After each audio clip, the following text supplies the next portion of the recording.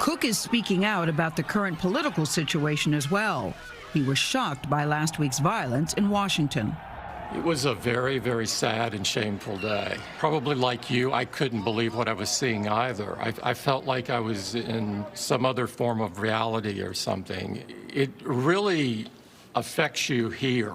I think it's key that people be held accountable for it. This is not something that should skate. Cook is holding accountable the social media app Parler. It's popular with the far right. Claiming it failed to remove language inciting violence from its platform, Apple removed it from the App Store over the weekend, effectively preventing anyone with an iPhone from using it.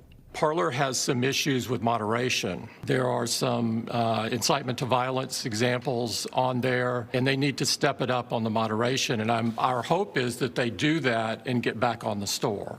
Oh, so they could get back on the store? They could? Yes, we suspended them. We did not ban them.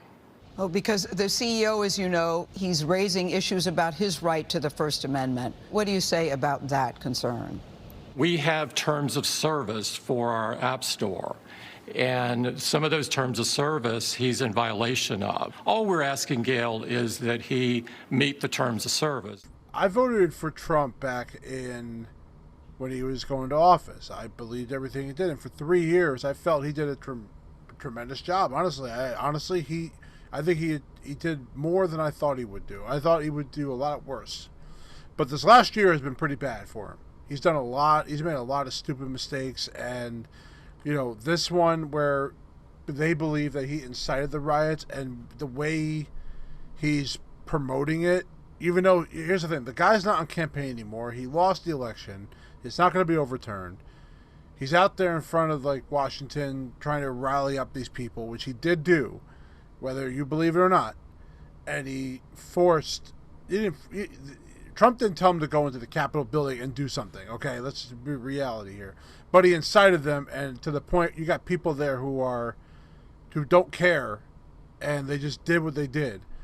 And now we're as of this recording today, one side of the House approved his impeachment. Only president in history to have 2 impeachments in one term. Basically, America just looks like shit. Feels like nothing has been normal since this whole year started with coronavirus. Nothing has been normal. Right. I would agree.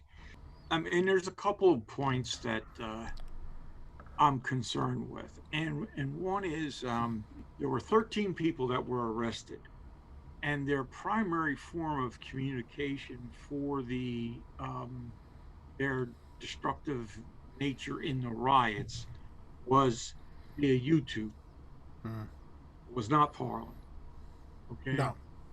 I didn't see Apple shut down YouTube. I didn't see Google shut down YouTube. Google owns YouTube. Okay. So I think that there's a double standard.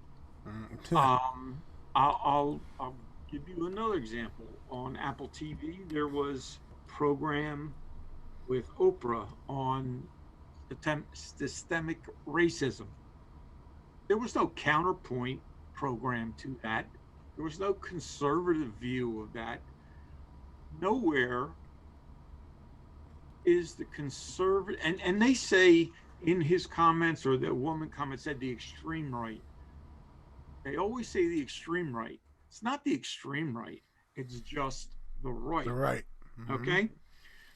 There's very few outlets for the right. If you're on the right side, I say on the right side, meaning the Republican side. Yes. A conservative viewpoint. There's very little outlets for you. And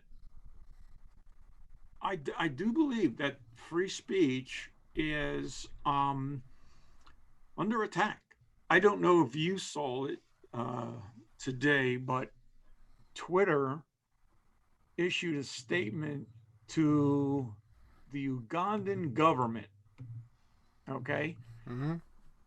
And this is kind of the double standard that just another example. And this is a direct quote from Twitter. Ahead of the Ugandan election, we're hearing reports that internet service providers are being ordered to block social media and messaging apps. We strongly condemn internet shutdowns. They are hugely harmful, violate basic human rights and the principles of the open internet. When I read that, I thought, well, that seems kind of weird coming from Twitter, who banned for life President Trump, also joined in against Parler and those other outlets. I'm just saying it's a very double-edged sword. You can't come out against blocking social media and messaging services on the one hand, and then on the other hand, support Facebook and Apple and Amazon web services for shutting down Parler. Just doesn't make sense to me. You either hold with that position or you don't. If somebody doesn't agree with what somebody's saying, change the channel. Nobody's saying you have to be on Parler or Twitter for that matter, or Facebook. I've long since left Facebook. Okay. It's just disheartening because there's no place that, I'll think about this during the summer riots, as well as this riot. If there had been a medium where you could get the liberals and the conservatives to sit down and discuss their issues together, okay, I believe that would have been much more productive than having the liberals say the extreme right and the extreme right saying the Communist Party, so on and so forth. Something needs to be done. Cooler heads need to prevail. Imagine this. Imagine the Black Lives Matter movement doing the same thing on the Capitol. Would Facebook, Twitter do the same thing? Or if it was an app that was like Parler that would do something that would talk about those threats, or maybe we're part of that riot, would they shut that down?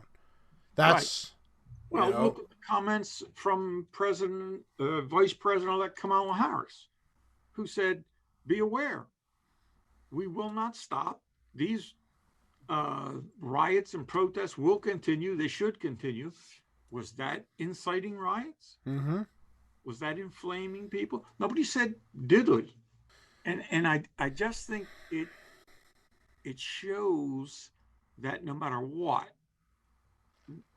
people are intent on somehow hurting Trump. The guy's going to be out of there in 7 days. Yeah. Like, come on. Yeah. Like impeaching him, there's only 7 days left. The main reason they're impeaching him is because they don't want him to go, on campaign again, because technically he could. Well, so that's why they're doing the impeachment, because the impeachment will not allow him to do that. If the actual trial doesn't take place during his presidency, it's unconstitutional. Yep. Trust me, honestly, I don't like any of them. Reality, I don't like any of them. Now, I want to give you a little bit of background because no one really heard of Parler until this whole thing started. Right. But I'm going to give you a little background. It launched in August of 2018. Parler markets itself as a free speech and unbiased alternative mainstream social network such as Twitter and Facebook. Parler has a significant user base of Donald Trump supporters, conservatives, conspiracy theorists, and right-wing extremists. As of January 2021, according to Parler, the service had about 15 million total users. As of December 2020, they had 2.3 million active users. Right. After the accusations that Parler was used to coordinate the 2021 storming of the U.S. Capitol, several companies denied service or delisted the app. Apple, Google removed Parler's mobile app from their app stores. And Parler went offline entirely on January 10th of 2021 after the Amazon Web Services canceled its hosting services. Now, I can see why Google and Apple did it, or even Amazon with their stores, because if there's something but here's the reality of it. Every app is doing something probably like that. There's something going on.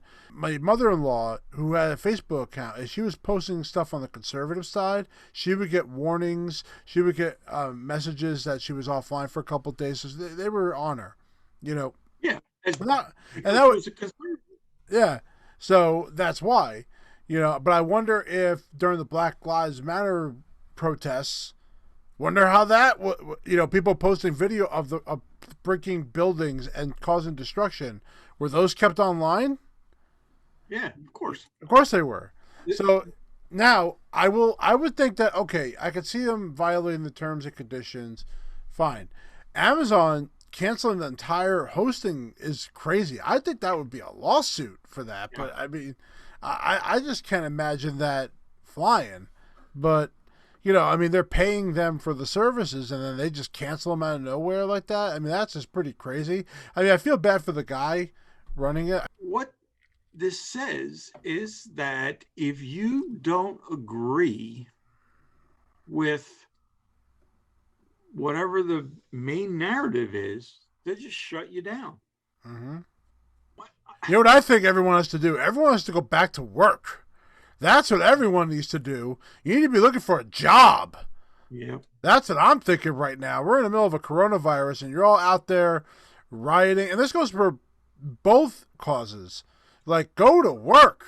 Right. I just have a brand new son that is a month old.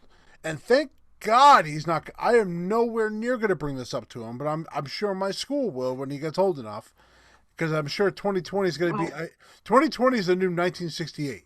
Like, that's how bad that year was. Like, this is our 1968. We lived through it. You know, I mean, we lived through some really bad crap. You talk about 9/11, 2020 right now. It's like, geez, it's been pretty bad. You know, and you've seen worse. I mean, you're like 176. I mean, you've seen everything. Yes. So Well, you've seen it all. You know, if you do some more looking around, you'll see that there was a Republican congresswoman who was banned from the Harvard. She was on a Harvard committee. She was banned basically because of her conservative viewpoints. That's the other thing. Our institutions of higher learning, if you're not on the left, you're out. Many institutions will not allow conservative speakers on their campus. And I mean, that's just contrary to the whole concept of open dialogue and open education. Let the student make up their mind. Show opposing viewpoints. Yeah, well, I think this is an interesting case study, and I wonder, you know, what this will do with. I'm sure they have a lawsuit on everybody, and Apple said, like Tim Cook said, he'll put them back on the store as long as he follows the terms and conditions. But I would also question, like, if he has evidence to show, hey, this is what Twitter and Facebook have shown, and they haven't taken them down, or Apple didn't take the app off because of their posts, well, then that's to me is like a win for them. So in a court of law, I'd be very curious how that would go. But everybody did it. You know, every single tech app did it to them and took them off. And then there's another one, Telegram, I think, is another app that's out there. Do you know more about that, Frank? Because I haven't read enough about it, but it's pretty much like it. I've heard of it as another source where a lot of the conservative movement is going. Now, let me ask you this. You remember when there was a big to-do with the FBI to get into iPhones? Get into the iPhone because of text messaging. Yeah. Okay? Let me ask you this. How is this any different than that? I think it's because of the threats that the app is starting, and it caused it caused one of our national national treasures to be invaded and taken over. I don't know how I compare that. I would think that, well, again, to me that's a privacy matter compared to a viewpoint. I think it's two different things. I can't compare the two. I really can't compare the two. I mean, I'm all for Apple not allowing people to get into a phone, but also you look at it as, well, it could solve a very serious crime, Right. you know. So it's like you got to balance it out. But Apple does give access to things. It's not like they're shooting them out, but there's obviously more important things they want to grab. And I wonder if it's iMessage related. Probably. You know, I can't imagine it's related to that, because if you go on iCloud, you can't see that. Yeah, So I think a lot of this was motivated by the bottom line as well. I felt that Apple has kind of looked at things and said, you know, if we don't jump on the bandwagon here, we're going to be on the other side of the equation. and then we're going to be responsible if something happens. Well, I don't know if they would be responsible, but they didn't want to be, they didn't want to have people look at the Apple company and say, well, I'm not buying Apple now because they didn't do anything about Parler, Mm-hmm. you know? And again, Parler is an outlet for free speech. I mean, you read it, it says it right there. It's open dialogue. It's not promoting direct action. Okay. Both sides of the argument can post their thoughts there. And the problem with Twitter was that if you had an opposition to somebody's comment, you were all of a sudden put on a blacklist, and then you started getting stuff from everybody and their brother. Like you were some kind of an idiot, and you weren't entitled to have a dissenting opinion. That's the problem that came in with Twitter and Facebook. Okay, it was almost like cyberbullying, because I didn't agree with somebody and I said it, then everybody would jump on Yeah. for not agreeing. That's exactly why I don't post anything about this at all, because I'm the kind of guy that does not care anything that's going on right now. I have more important things to worry about in my own life right now than this petty argument. And to me, it's petty. It's annoying. I think both sides are to blame, and the more they argue, the more this country gets split. And if you want another civil war to happen, which I'm sure it won't, but the next thing you're going to start seeing is rioting in the streets. People can't sleep. People have to buy guns to defend themselves, because now they feel like people are just going to do it for the sake of doing it. And it's going to cause a big problem. Now, the only thing I will say about the good thing about Biden going in there, there's going to be a lot less news going on. So we don't have to worry hearing like stupid stuff every day. Which, I think Trump should have been knocked off for a while. I mean, especially that he just wouldn't shut up. It's like your annoying brother just doing this every single time. Yeah. But the rumor is he's going to have his own news network. He's going to have a Patriot Party, that he's going to have his own party, and he'll probably just run again in 2024. I don't think he'll win. There's no way. I cannot imagine people are going to be like wanting him back in office. I just can't see it. No, I'm going to tell it right now, just how I predicted this year that Apple's going to come out with a whole bunch of brand new things. I'm telling you right now, in 3 years, there is no way that guy's going back into office. There is no way. But he will still be a WWE Hall of Famer. Yeah. And you can't take that away from him, because him and Vince McMahon are like this. Yeah. So, I mean, his freaking wife was a small business. She ran the small business administration. Yeah. Which, by the way, helped me saving taxes. So, thank you for that. Yeah, I mean, let's tie a bow on this, Frank. So, because this is just a very sad subject, but it is. End of the day, last moments of this whole Parler removal. Well, I hope it gets resolved. I hope the country is able to get through this. Sit down. If you have a difference of opinion with someone, talk to people. There's something good can come out of both sides, and that's what we need to do. We need to stop fighting because you're a liberal and I'm a conservative. we're all Americans. Let's work together for America. So hopefully some good will come out of the next couple of years and we can move forward as a country. Yep. Let's just, hey, let the guy do his job and let's see what the heck happens. That's all I got to say. Yeah. I as much as I'm more of a conservative than I am a liberal, I'm still going to give the guy a shot. Yeah. So that's all I'm going to say. Have there been worse presidents in the world? Probably. The one that probably started the Civil War would probably be the worst president of all time. That basically allowed that. What was his name? I don't know. Watch Amistad. You'll learn it all from that movie. Yeah, that basically tells you how the whole entire world went to Civil War.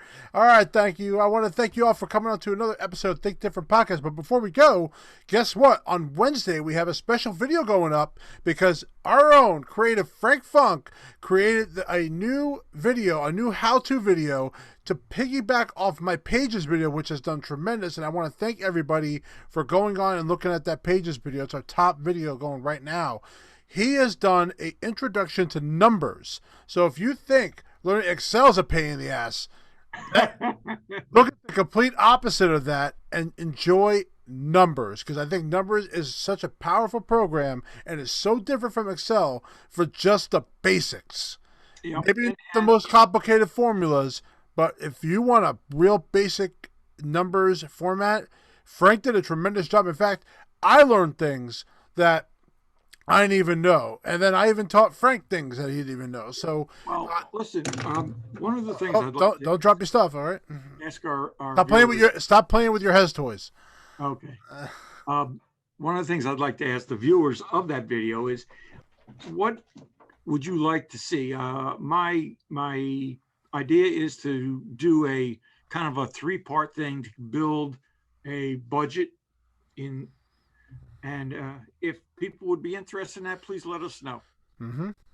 Absolutely. That is a great point, Frank. All right. Well, please check it out. It'll be up this Wednesday. And, of course, we're going to be back every single Friday for a whole brand new episode of the Think Different Podcast. Please make sure you check us out at Think Different Podcast on Instagram and on Twitter. It's at ThinkDiffPod with 2 Fs.